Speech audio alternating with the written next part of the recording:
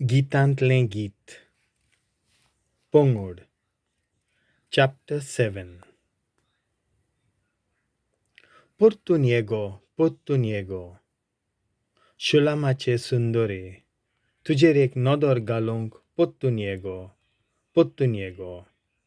Shulam'kan'ni sovem, tumi kitem polleunk sôdtat, Jedna ti nachpinichea harim modem, nachta-uddta, nodor.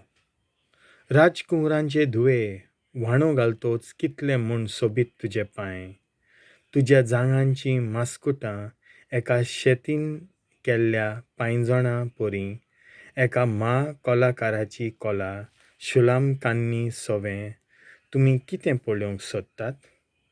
जेन्ना ती nachpinichea harim modem, nachta-uddta, तुजी बोमली एक वाटकुलें आयदण तातूंत सोरो केन्नाच उणो जायना.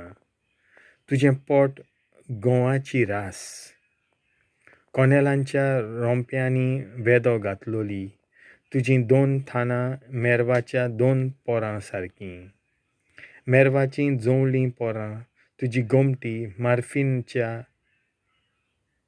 गोपुरा सारकी, तुजे दोळे.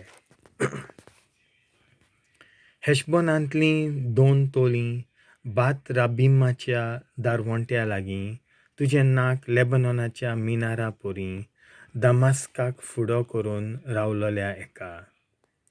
तुजी तोकली कार्मेल दोंगरा भाशेन उंच उबारलोली आसा आनी तुजें केंस जांबल्या रंगाचें, एक राजा तुज्या केंसांच्या फांत्यांनी कोयदी जाला.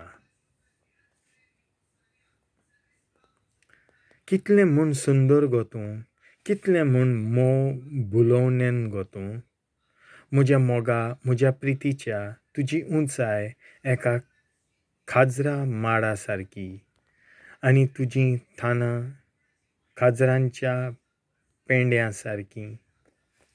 सारकीं. हांव खाजरा माडार चोडटलों येवजिलें हांवें आनी ताच्यो खाजरा पेंड्यो काडटलों.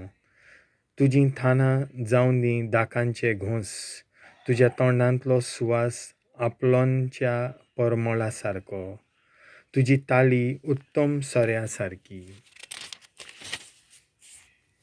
ओकोल, हो सोरो म्हज्या तालयेर पडटा आनी म्हजे ओंठ आनी दांत भिजयता. हांव म्हज्या मोग्याची आनी तो म्हाका ओत्रेकता.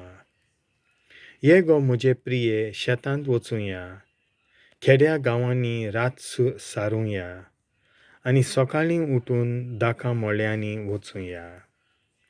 दाक वेळी कोमऱ्यो फुटल्यात आनी कोलट्यो फुलल्यात आनी दालांनी चोंवरल्यात, जाल्यार पळोवया तेन्ना म्हजो मोग हांव तुका दितलों.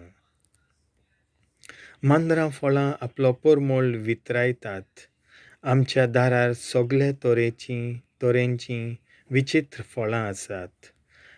ताजीं तशीं सुकीं तीं सगळीं तुकांच सांबाळून दवरल्यांत, म्हज्या मोगाच्या.